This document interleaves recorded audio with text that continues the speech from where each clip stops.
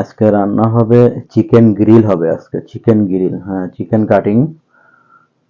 তারপর এখন মশলা বাটা হবে।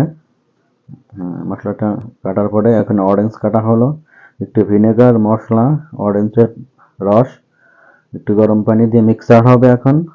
তারপর দিয়ে দিল দারচিনি, মশলা,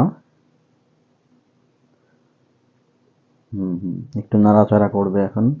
তারপর দিয়ে দিল চাউল, আবার একটু গরম পানি।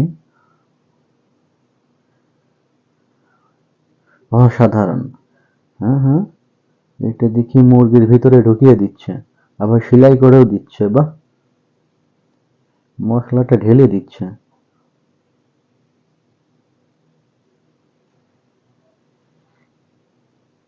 এবার ফয়েল পেপার দিয়ে পেঁচিয়ে নিল।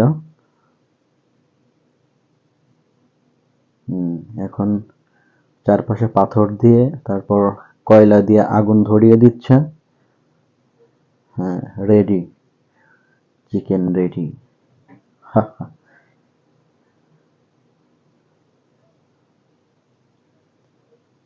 খেতে খুব টেস্টি বন্ধুরা, খেতে খুব টেস্টি। আপনারা চাইলেও এভাবে ট্রাই করতে পারেন, অসাধারণ।